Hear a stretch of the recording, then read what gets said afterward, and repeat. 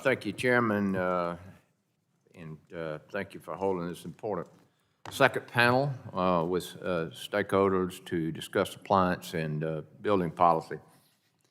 As I mentioned during the first panel, I introduced the Don't Mess with My Home Appliances Act to modernize energy policy and conservation. EPCA, which is Energy and Policy and Conservation Act, EPCA, to protect consumer choice in appliances. And my wife is who really insisted on this because she has a new gas stove and she wants to keep it. In fact, I never thought in my wildest imagination I would testify on the House floor during a debate trying to save my wife's gas stove. But, you know, these are different times. The Biden-Harris administration waged a 4-year war on domestic energy and consumer choice, and American families have paid the price. This bill makes necessary reforms to EPCA to ensure no future administration can implement regulations to drive up costs for consumers.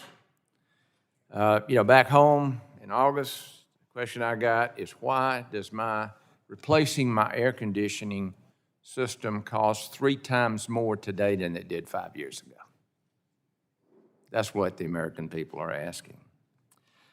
Ms. Cleary, you said AHAM has been testifying since the early 2000s seeking EPCA reform. What are the top 1 or 2 most important reforms you'd like to see accomplished?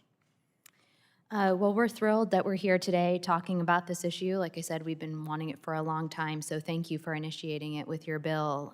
We really believe that as your bill does, it's time to shift the focus at DOE from endless rulemaking cycles to meaningful energy savings. So that's the top priority to do that, and your bill does that.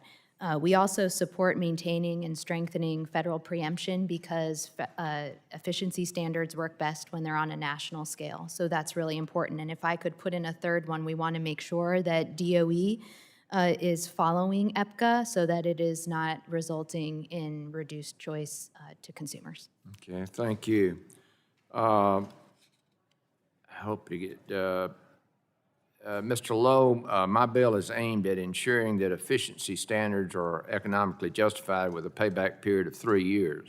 Can you explain how this provision will ensure consumer affordability for appliances?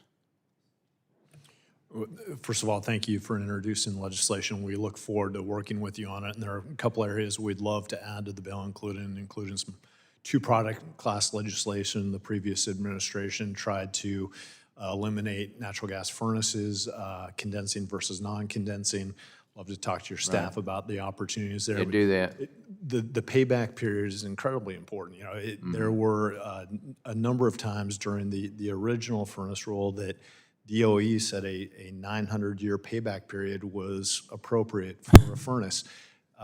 If I'm in a house 900 years from now and that is still paying off, I will take my words back. But you know, we've got to have reasonable payback periods for it to make sense for the customer to purchase that model. Yeah.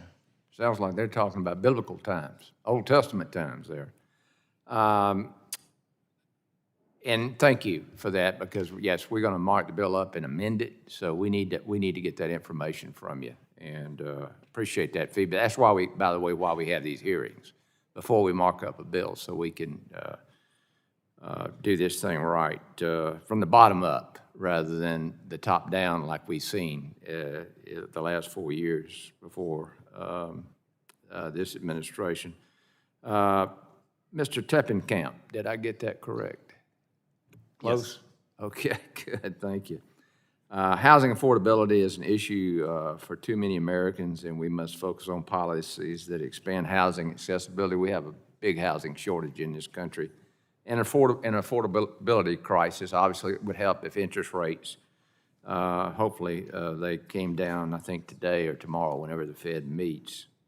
But, you know, things like the changes in transformers and things like that. We couldn't get transformers to develop. But can you share real quickly, I got about 20 seconds, how energy efficiency standards that phase out natural gas appliances can impact the ability to build affordable homes?